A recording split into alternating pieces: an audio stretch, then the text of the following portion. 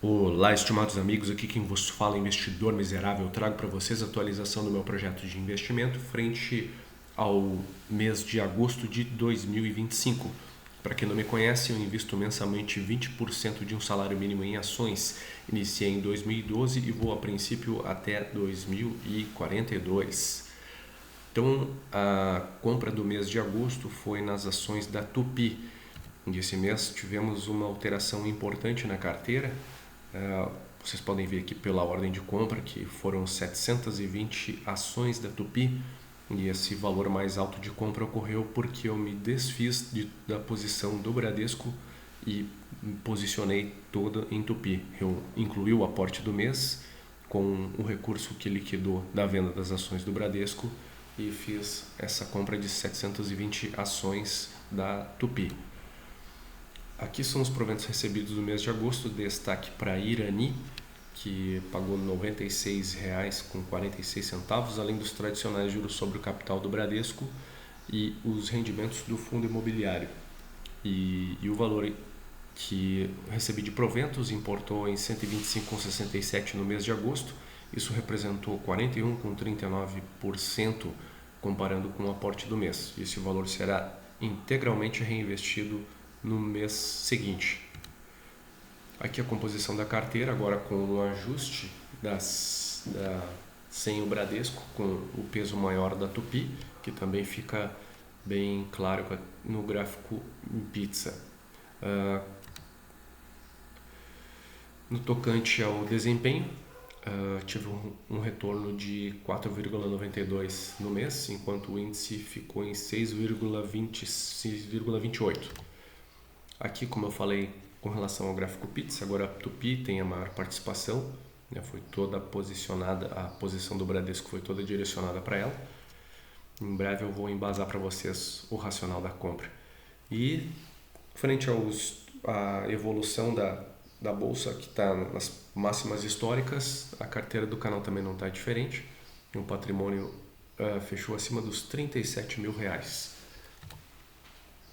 Aqui a evolução dos proventos recebidos, comparando com o aporte, mês a mês, quanto que tem, como está performando o fluxo de grana que está entrando neste projeto. E aqui tem o gráfico barras que mostra a evolução dos proventos recebidos ao longo dos anos. Então esse ano já bateu o recorde de todos os outros anos, né, considerando o histórico do canal, o histórico do projeto. Então, trazendo um pouquinho do racional, o motivo que me embasou eu fazer essa alteração importante na carteira, né? Acontece que há algum tempo eu já vinha observando a cotação da Tupi, e quando ela equiparou o patamar do Bradesco, eu aproveitei para fazer o ajuste na posição, e agora fechei um mês com 924 ações. O Bradesco estava com prejuízo, um preço médio de R$17 por ação, e considerando a venda, eu fiquei com um prejuízo de quase R$2.500.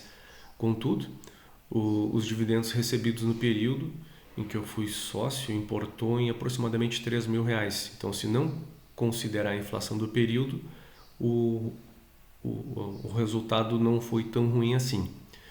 E outro fator que embasou a decisão de liquidar a posição do Bradesco é que o cenário para o Bradesco me parece ainda desafiador, e aquele ROI perto dos patamares de 20% ao ano de tempos antigos, ele ainda me parece distante.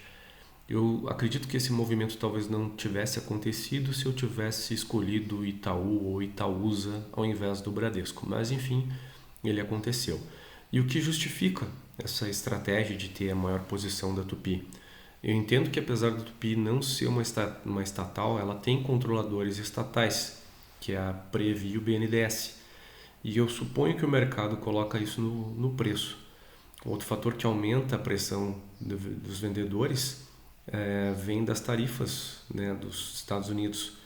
E parte considerável da receita da Tupi é dolarizada, e isso potencializa o risco.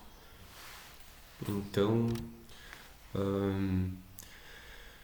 eu entendo que a Tupi está bem descontada, e em algum momento o mercado vai entender que existe esse desconto.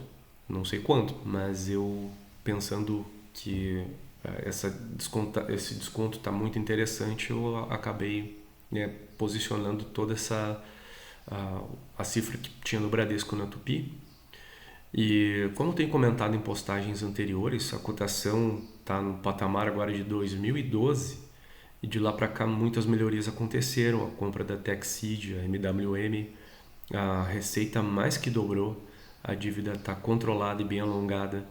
A parada forçada que aconteceu na pandemia possibilitou ajustes importantes que aumentou a eficiência operacional. O valor patrimonial da empresa está em 23,88 para uma cotação aí nos patamares de R$14. Então existe um desconto bem interessante. E também considerando o cenário eleitoral que se avizinha, e analisando o histórico do candidato Tarcísio, que é o nome mais ventilado e mais bem posicionado nas pesquisas para o pleito do ano que vem, eu desconfio que a posição do BNDES ou da Previ eu acho um pouco remoto, mas enfim, suponho que a posição do BNDES possa ser privatizada, entre aspas. Talvez algum sócio estratégico, principalmente algum investidor estrangeiro que tem interesse na fatia do banco estatal, que hoje representa aproximadamente 30%. Hoje, essa fatia seria arrematada por um pouco mais de 600 milhões de reais. E isso representa, dolarizando essa cifra, nós estamos falando de 100 milhões de dólares para algum player relevante. Isso não representa muita coisa. Isso não foi o fator determinante nessa questão eleitoral, mas também contribuiu para embasar a decisão da compra. Eu sei que a história mostra que contar com um cenário eleitoral como estratégia de investimentos nem sempre se mostrou a melhor opção.